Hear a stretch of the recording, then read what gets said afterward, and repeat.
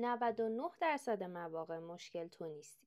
بیا با هم صادق باشیم. تو هم تو زندگیت آدمی داشتی که اول رابطه باهات گرم و صمیمی بوده، اما یهویی انگار یک کلید توی ذهنش خاموش شده. نه تماسی گرفته، نه پیامی داده، نه زنگی زده. اما سوال واقعی اینه چرا؟ با من تا آخر این ویدیو بمون، چون چیزی که میشنوی شاید خیلی از رابطه‌هاتو برات توضیح بده. گروه اول آدمایین که سرد میشن چون مغزشون خسته است. برای بعضیا سرد شدن احساسی نیست، سیستم دفاعیه. اینا آدمایین که از بچگی یاد گرفتن وقتی احساسات شدید میشن خطر شروع میشه. برای همین وقتی رابطه جدی میشه نزدیک شدن براشون مثل آژیر خطره.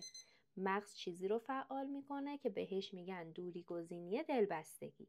عقب بکش، بی‌حس شو، فاصله بگیر تا آسیب نبینی.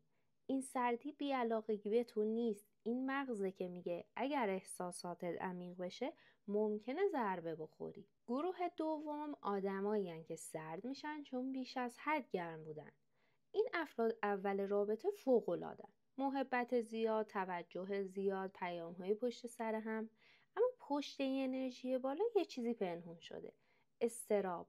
وقتی رابطه وارد فاز واقعی میشه، تعهد، مسئولیت، ترس از پذیرفته نشدن، ترس از کافی نبودن مغزشون رو اوورلود میکنه.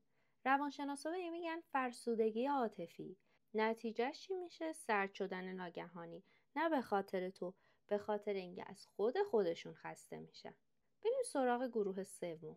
آدمایی که قدرتشون از فاصله گرفتن میگیرن. اینا توجه ها میفهمن، دریافتش میکنن ولی نمیتونن جوابشو بدن. چرا؟ چون سالها یاد گرفتن. اگر فاصله داشته باشی کنترل دست تو. اگه نزدیک بشی ممکنه رها بشی. مغزشون با یه منطق ساده کار میکنه. علاقه دارم اما نزدیک نمیشم. اینا آدمای بدی نیستن، فقط از صمیمیت عمیق میترسن. وقتی کسی یه دفعه سرد میشه 99% مواقع مشکل تو نیستی. این یک واکنش دفاعی مغزه، یا برای محافظت از خودش، یا برای تنظیم احساساتش، یا برای فرار از گذشته که هنوز حل نشده. و این فقط مخصوص رابطه عشقی نیست. توی دوستی‌ها، خانواده و حتی محیط کارم تکرار میشه. خب حالا تو به من بگو، تو زندگیت کدوم گروه رو بیشتر دیدی؟ و مهمتر از اون، خودت به کدوم گروه نزدیکتری؟ اگر این ویدیو چیزی رو درباره رابطه‌ها برات روشن کرد، دکمه سابسکرایب رو بزن.